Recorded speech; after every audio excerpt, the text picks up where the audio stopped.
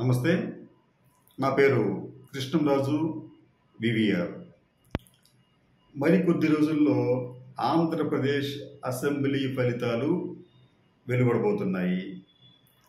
అయితే దీనికి సంబంధించి ఆయా రాజకీయ పక్షాలకే కాకుండా రాష్ట్ర ప్రజలకు కూడా ఒక ఉత్కంఠత నెలకొని ఉంది. ఎందుకంటే వచ్చే ఎన్నికల్లో అధికారంలోకి రాబోయేది ఎవరు? తిరిగి జగన్మోహన్ రెడ్డికి చెందిన వైసీపీ అధికారంలోకి వస్తుందా? కొత్తగా ఏర్పడిన కూటమి అధికారంలోకి వస్తుందా అన్న ఒక ఉత్కంఠ అయితే నెలకొంది. ఈ ఉత్కంఠ ఒక రకంగా చెప్పాలంటే బెట్టింగ్లకు కూడా కారణమైంది. ఆంధ్రప్రదేశ్తో పాటు హైదరాబాద్ తదితర ప్రాంతాల్లో వందలాది కోట్ల రూపాయల బెట్టింగ్లు కూడా కట్టినట్లు తెలుస్తోంది. అయితే ఈ ఎన్నికలకు సంబంధించి ఒక ఆసక్తికరమైన పరిణామం ఏమిటంటే వైసీపీ అగ్రనేతల్లో ఒక పూర్తి ఆత్మవిశ్వాసం కనిపిస్తుంది. కానీ కూటమి నేతల విషయానికి వచ్చేటప్పటికీ ఆ ఆత్మవిశ్వాసం కనిపిస్తున్నట్టుగా లేదు. కూటమికి సంబంధించిన నాయకులు ఎవరూ కూడా, అంటే అగ్రనాయకులు ఎవరూ కూడా ఇప్పటి వరకు మా కూటమికి సుమారుగా ఇన్ని సీట్లు వస్తాయి అని చెప్పలేకపోయారు. చంద్రబాబు నాయుడు చెప్పలేదు ఇప్పటిదాకా, అలాగే పవన్ కళ్యాణ్ చెప్పలేదు, పురంధేశ్వరి గారు కూడా చెప్పలేదు. ఒక్క నాగబాబు మాత్రం పీఆర్పీకి పోటీ చేసిన ప్రతి చోట కూడా విజయం లభిస్తుందని చెప్పారే కానీ అది అంత క్రెడిబుల్గా ఉన్న స్టేట్మెంట్గా కనిపించలేదు. కానీ దానికి భిన్నంగా వైసీపీ శిబిరంలో పూర్తి ఆత్మవిశ్వాసం కనిపిస్తోంది. జగన్మోహన్ రెడ్డి గారు విదేశీ పర్యటనకు వెళ్లే ముందు ఐపాక్ సిబ్బందితో ఆయన ఇంటరాక్ట్ అయినప్పుడు దేశమంతా మన వైపు చూసే విధంగా ఫలితాలు ఉంటాయి, మనకు 151 సీట్ల కన్నా ఎక్కువే వస్తాయి, అలాగే ఎంపీ సీట్లకు వచ్చేటప్పటికి 22 కన్నా ఎక్కువే వస్తాయని చెప్పి ఆయన కొండ బద్దలు కొట్టినట్టు ఘంటాపదంగా చెప్పగలిగారు.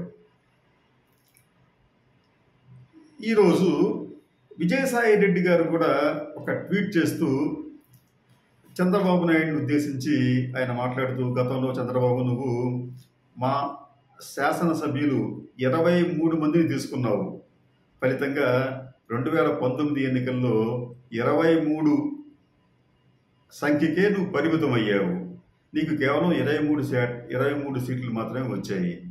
ఈసారి నువ్వు కోటంరెడ్డి, ఆనం, మేకపాటి, ఉండవల్లి శ్రీదేవి ఈ 4 తీసుకున్నావు, ఫలితంగా వచ్చే పోలింగ్ తర్వాత నీకు 4 స్థానాలు మాత్రమే మిగులుతాయి అసెంబ్లీలో అని చెప్పంటూ ఆయన ఏమంటారంటే, ఎగ్జాక్ట్గా మాట్లాడిన మాట, ఈ లెక్కన 4 స్థానాలకే పరిమితం కాబోతున్నావని తెలిసి నీ మీద జాలేస్తోంది అని విజయసాయి రెడ్డి గారు చంద్రబాబు నాయుడుని ఉద్దేశించి ట్వీట్ చేశారు. సరే, ఈ ట్వీట్లో వ్యంగ్యం ఉందా లేకపోతే ఏముందా మనం తర్వాత చూస్తే, వైసీపీ నాయకులు మాత్రం మాకు ఇన్ని వస్తాయని చెప్పి ధైర్యంగా పబ్లిక్గా చెప్పగలుగుతున్నారు. విజయసాయి రెడ్డిని పక్కన పెట్టి జగన్మోహన్ రెడ్డి ఎందుకు అటువంటి ప్రకటన చేశారు? ఇది మాకు 150 కన్నా ఎక్కువే వస్తాయి, అలాగే 22 కన్నా ఎక్కువ ఎంపీ సీట్లు వస్తాయి, దేశం మన వైపు చూస్తుందని చెప్పారు అంటే దాన్ని మనం ఈజీగా తీసి పారవేయవలసిన స్టేట్మెంట్ అయితే కాదు. ఇప్పటిదాకా చాలామంది మేధావులు, అలాగే పోలింగ్ స్టేషన్కి వెళ్ళి ఓట్లు వేయని వారు, హైదరాబాద్లో కూర్చొని కబుర్లు చెప్పేవారు, అలాగే ఆంధ్రప్రదేశ్లో ఒక సామాజిక వర్గానికి చెందిన వారు, వారు సానుభూతి పరులు, ఇటువంటి వారంతా కూడా ఏమీ లేదు, జగన్మోహన్ రెడ్డి పని అయిపోయింది, కూటమి అధికారంలోకి వస్తుందని చెప్పి అంటున్నారు. అయితే దానికి ఒక శాస్త్రీయ ప్రాతిపదిక లేకుండా వాళ్ళు మాట్లాడుతున్నారు అని చెప్పి అనిపిస్తుంది. అదే జగన్మోహన్ రెడ్డి విషయానికి వచ్చేటప్పటికి నాకున్న సమాచారం ఏమిటంటే, ఒకటి ప్రత్యక్ష సమాచారం, ఇంకోటి నేను తెలుసుకున్న సమాచారం ఏమిటంటే, జగన్మోహన్ రెడ్డి గారు పోలింగ్ అయిన వెంటనే నిర్వహించిన ఒక సర్వే, శాస్త్రీయంగా చేసిన సర్వే, దాదాపు రాష్ట్రంలో ఓట్లు వేసిన 2.5 లక్షల మందితో ఆయన సర్వే చేయించారు. వారి అభిప్రాయం తెలుసుకున్నారు 2.5 లక్షల మందితో.